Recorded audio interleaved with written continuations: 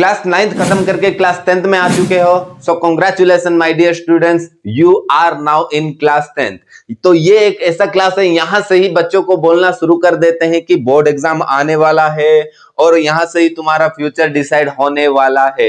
तो ये बिल्कुल भी सही बात है कि ये ही तुम्हारे लाइफ का टर्निंग पॉइंट है माय डियर स्टूडेंट। यहां से ही तुम्हारा गोल, यहां से ही तुम्हारा करियर डिसाइड होना शुरू हो जाएगा। इस प्रेशर के वजह से ही बहुत सारे बच्चे पढ़ना तो शुरू कर देते हैं, लेकिन आगे चल के वो बहुत ज्यादा स्लो डाउन हो जाते हैं, जिस वजह से वो ना नोट्स बना पाएंगे, फिर एग्जाम खराब, फिर एग्जाम खराब होने की वजह से अपना करियर भी खराब हो जाता है। तुमने कभी इस चीज पे गौर किया है कि क्यों 10% बच्चे ही टॉप करते हैं, बाकी जो 90% बच्चों का मार्क एक एवरेज बन के रुक जाता है और एक लोअर एवरेज बन के रुक जाता है। आज हम ये ऐसी 5 गलतियों को देखेंगे जिस वजह से कि बच्चे ये जो 90% स्टूडेंट में आ जाते हैं और वो 10% स्टूडेंट में नहीं रह पाते। तो क्या टॉपर स्टूडेंट्स गलती नहीं करते, एवरेज स्टूडेंट गलती कर देता है? तो आज की वीडियो में हम ये 5 मिस्टेक देखेंगे माय डियर स्टूडेंट्स। इन 5 मिस्टेक को अगर तुम करना छोड़ दोगे तो तुम आगे चल के ये 10% स्टूडेंट में आ सकते हो और तुम्हारा लाइफ को एक बेटर वे में लेके जा सकते हो।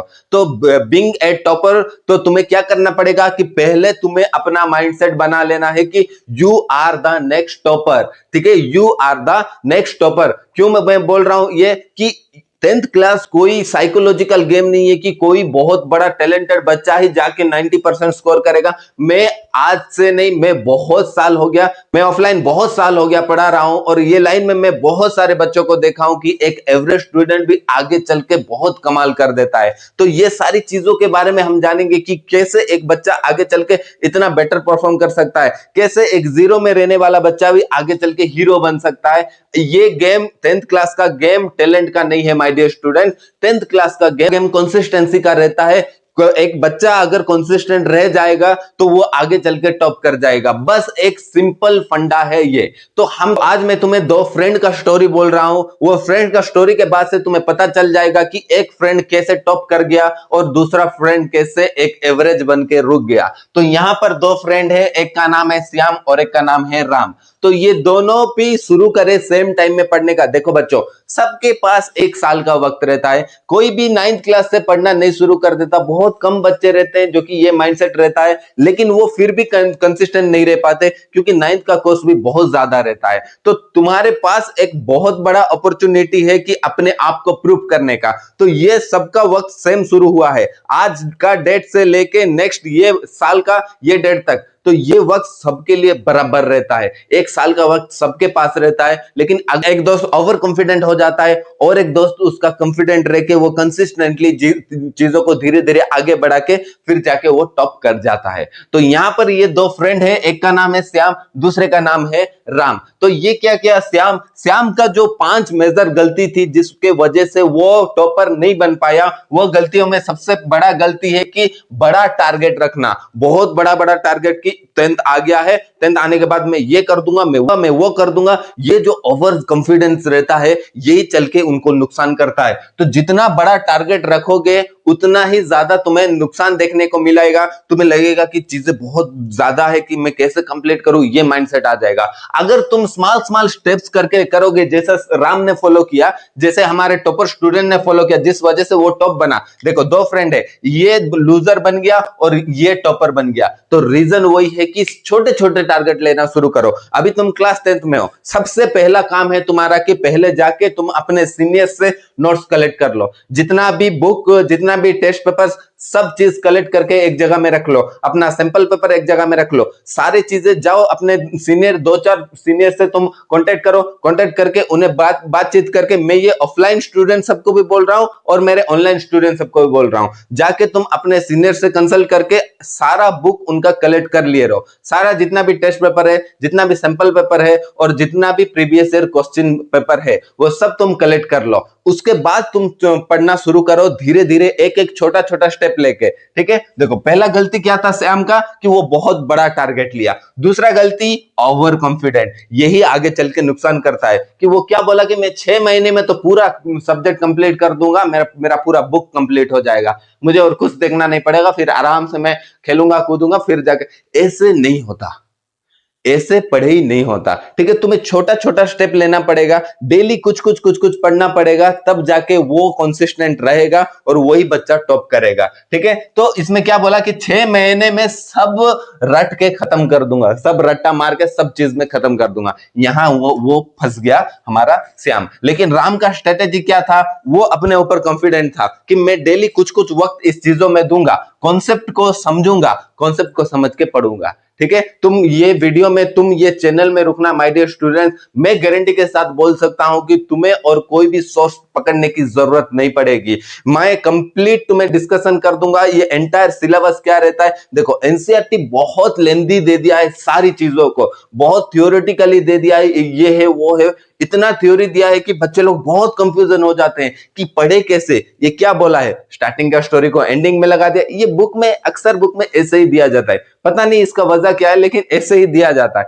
लेकिन मैं हूं ना, मैं हूं, तो तुम्हें किस बात का टेंशन है? बिल्कुल भी फिक्र नहीं करना, मेरे साथ तुम जुड़े रहो, तुम देखना कि तुम्हारा इस साल का बोर्ड एक बेहतरीन बोर्ड होने वाला है, क्योंकि हम चीजों को समझेंगे, क्योंकि हम कॉन्सेप्ट को समझेंगे। हम ये रट्टा मेथड, ये बुक में जो 20-30 पॉइंट बना के बच्चों को पढ़ा देना कि हाँ ये पॉइंट में ये लिखा है, ये पॉइंट में, अक्सर यूट्यूब में यही करते हैं। सब आते हैं, अपना पीपीटी लगा देंगे, पीपीटी लगा के लाइन बाय लाइन दिखा देंगे, हाँ ये पीपीटी का स्क्रीनशॉट ले लो, नहीं तो मैं तुम्हें पीडीएफ दे। अरे ऐसे नहीं होता, चीजें ऐसे नहीं होती, चीजों को समझाना पड़ता है। हम हिस्ट्री को भी समझेंगे, कॉन्सेप्चुअली की हिस्ट्री भी कैसे हुआ था, हम सारी चीजों को कवर अप करेंगे। कोई सा भी चीज मेरे इस क्लास में, इस वीडियो में, इस चैनल में कोई सा भी चीज रट्टे का नहीं रहेगा। हम ये एनसीईआरटी का कॉन्सेप्ट को कंप्लीट बदल देंगे कि रट्टे का मेथड हम बंद कर चुके हैं। अब हम स्मार्ट स्टडी करेंगे और स्मार्ट वे में 2026-27 का एग्जाम को फोड़ कर आ जाएंगे। ठीक है, तो ये जो दूसरा गलती है, ये दूसरा गलती भी तुम कभी नहीं करना। ओवर कॉन्फिडेंट होके एक साथ सब चीज को खत्म करने में नहीं लग जाना। छोटे छोटे स्टेप लो, छोटे छोटे स्टेप में ही आगे चल के तुम्हें सक्सेस मिलेगा। क्योंकि यहां मेरे पास बहुत सारे बच्चे आए हैं जो कि बहुत ही बिलो एवरेज थे, लेकिन वो धीरे धीरे कंसिस्टेंट रह के कुछ ना कुछ हर एक दिन सीखना, फिर रिवीजन करना, इस वजह से वो आगे चल के बहुत ज्यादा सक्सेस हुए हैं और बहुत नाम कमाए हैं। तो ये चीज तुम ध्यान रखे रहना। और तीसरा गलती क्या कर दिया श्याम ने, क्या कर दिया कि वो रिवीजन को इग्नोर कर दिया। ये ही सबसे बड़ा प्रॉब्लम रहता है बच्चों का, कि वो सब कुछ तो पढ़ लेते हैं, यहां से पढ़ लिए, वहां से कुछ पढ़ लिए, वहां से पढ़ लिए, लेकिन उसके बाद रिवीजन नहीं करते हैं। My dear student, human brain एक लिमिटेड टाइम तक एक चीज को होल्ड करेगा। अगर तुम उस चीज को रिपीट नहीं करोगे तो वो तुम्हारे ब्रेन से धीरे धीरे डिलीट हो जाएगा। ठीक है, एक हफ्ता अगर तुम एक चीज को गैप कर दोगे तो बहुत ज्यादा क्वांटिटी में तुम्हारा जो इंफॉर्मेशन है वो इंफॉर्मेशन लॉस हो जाएगा। तुम इस चीज को गौर करना कि अगर तुम्हें कोई सा एक गाना याद है तो वो गाना कैसे याद है? तुम वो गाना को हमेशा गुनगुनाते हो, चलते टहलते उड़ते बैठते गुनगुनाते हो, जिस वजह से तुम्हारा जो फेवरेट सॉन्ग है वो तुम्हें याद रुक गया है, कंप्लीट उसका एक एक बीट याद रुक गया है। तो ये क्या किया तुम्हारे ब्रेन ने, क्या किया? सोते बैठते उड़ते उसे क्या किया? रिवाइज किया। जितना तुम रिवाइज करोगे उतना तुम्हारा आगे चल के फ्यूचर ब्राइट होने का चांसेस बढ़ जाता है। ठीक है, तो ये जो रिवीजन को इग्नोर कर दिया, ये बहुत बड़ा मिस्टेक है जो कि श्याम ने किया, जिस वजह से वो कहां, ये जो भीड़ का हिस्सा बन गया। 90% स्टूडेंट यही काम करते हैं, जिसके वजह से उनका ग्रोथ होता नहीं है, चाहे वो टैलेंटेड स्टूडेंट भी हो कि एक एवरेज स्टूडेंट हो। अगर ये गलती कर दिए तो फिर जाके तुम आगे बहुत ज्यादा पछताओगे इस चीज को लेकर। फिर चौथा गलती क्या करते हैं कि इनकंसिस्टेंट लर्निंग। आज पढ़ लिए, फिर 2-3 दिन गैप कर दे, फिर कल पढ़ लिए, फिर नहीं नानी घर में जाना है, फिर नानी घर से आने के बाद मैं पढ़ना शुरू करूंगा, फिर नहीं ये चाचे का भाई का शादी है। ये सब चीज 10th में तुम कंप्लीटली भूल जाओ। अगर फिर तुम 10th में सेक्रीफाइस नहीं करोगे तो माय डियर स्टूडेंट्स आगे चल के तुम्हें बहुत परेशानी होने वाली है। तो ये क्या किया कि ये कंसिस्टेंट नहीं रहा, 2 दिन पढ़ने के बाद फिर 1 महीना गैप दे दिया, फिर पढ़ना शुरू किया, चाचे घर नानी के घर, ये चक्कर में ये रुक गया। लेकिन जो राम था वो कंसिस्टेंटली लर्न किया। मैं ये नहीं बोल रहा हूं कि तुम दिन रात पढ़ने बैठ जाओ, 10th आ गया है तुम दिन रात पढ़ोगे तभी जाके मार्क लाओगे, ये बिल्कुल भी गलत बात है। मैं कभी नहीं कहा मेरे स्टूडेंट सबको कि तुम दिन रात पढ़ना शुरू कर दो। तुम अपने दिन का 1 से 2 घंटा भी अगर देना शुरू कर दोगे तो तुम जो मार्क तुम्हारे दिमाग में है कि मैं इतना परसेंटेज लाऊंगा, वो तुम्हारा परसेंटेज अचीव इजीली हो जाएगा।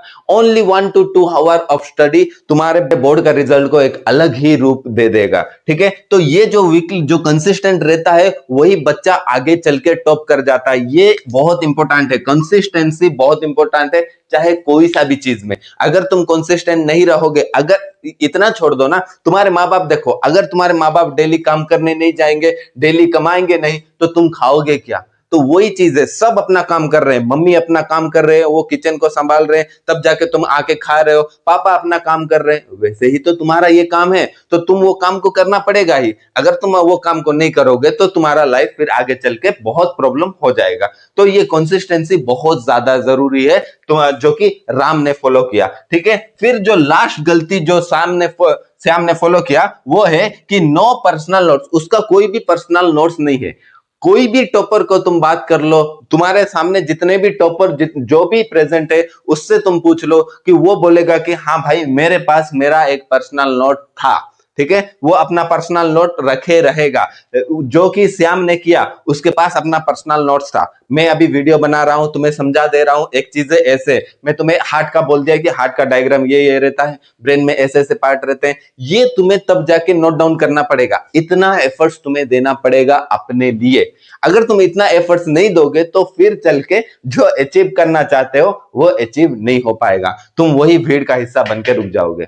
मैं नहीं चाहता हूं कि मेरे कोई भी ऑफलाइन या ऑनलाइन स्टूडेंट ये गलतियां करे जो गलती की अक्सर बच्चे करते हैं। ठीक है, तो तुम कमेंट सेक्शन में मुझे बताना माय डियर स्टूडेंट्स कि तुम किस कैटेगरी में आने वाले हो, ये 90% में आने वाले हो कि राम के जैसे 10% में रुक के हम अपना लाइफ को एक बेटर रिप्रेजेंटेशन देने वाले हो। ठीक है, कमेंट सेक्शन में बताना, देखते हैं कितने बच्चे आगे चल के ये जो 10th है 10th के लिए सीरियस हो चुके हैं।